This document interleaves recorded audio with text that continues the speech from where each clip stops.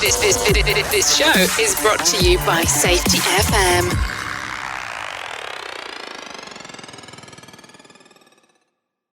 The following program is rated for mature audiences. It may contain adult language, adult situations, and frank safety discussions. The names and certain details have been changed to protect the safe and the unsafe. But believe me, every item in here is true.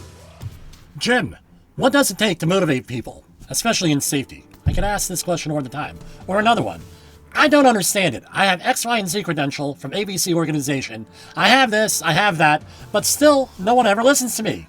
I am paid to be the expert. I have expert in air quotes right now. And I can't change my culture. What does it take? Leadership. Today on Safety Wars. I've always used Mitchell Toll's definition of leadership. In one word, influence. Are you able to influence someone? My college and graduate school experience goes something like this. You go to college open house day when you're a senior in high school. Go wherever you're interested in going. If you're like me, you have just spent 4 years hitting the books at a private school, don't have much experience in life, and someone sells you and your parents out of college.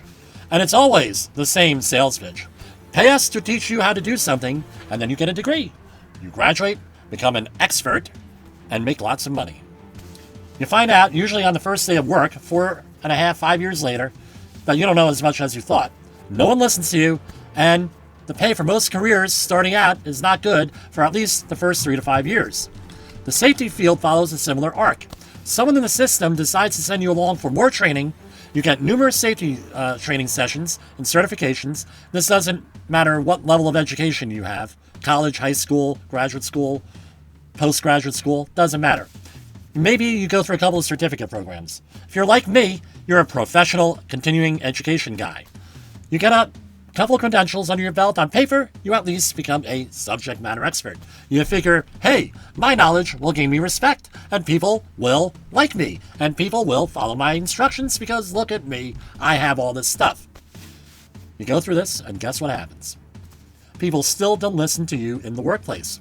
Because in reality, knowledge does not equal respect. You still are not getting through to the people. You start to think that they are idiots, stupid, and what have you, and you get more and more negative. The issue is this. It's not the other person all the time. It's usually you are the issue. This is where leadership comes in. While I was working on my technical knowledge, a lot of my peers were working on marketing themselves, networking, leadership, and everything else that goes into safety. They were being more effective in getting things done, at least on the surface. I'm not being bitter here. I'm just telling you that we sometimes get involved so much with technical stuff that we forget about the important stuff, what we are there for, protecting people. When I started concentrating on the people, I became more effective. My job became easier. But something else also happened. The folks that I thought were successful and had none of the struggles that I had did have that. It was just the show. They were doing a fake it till they make it situation. So, what's my point here? There's always got to be a point. You need to become a person of influence. How do you do that? Also, leader. Right? A person of influence usually is a leader. You need to become technically savvy, know what you're doing in the job, of course. But you need to care about the people you manage. You need to look out for them.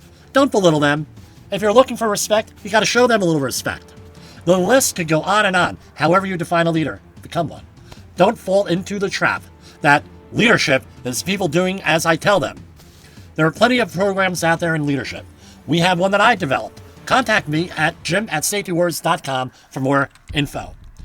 The next podcast is how to identify those people in your organization that are leaders. For Safety Wars, this is Jim Posel.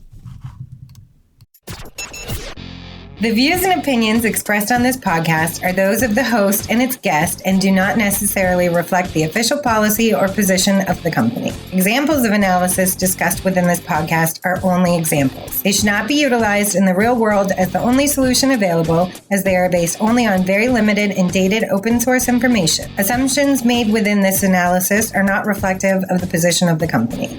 No part of this podcast may be reproduced, stored in a retrieval system, or transmitted in any form or by any means, mechanical, electronic, recording, or otherwise, without prior written permission of the creator of the podcast, Jay Allen.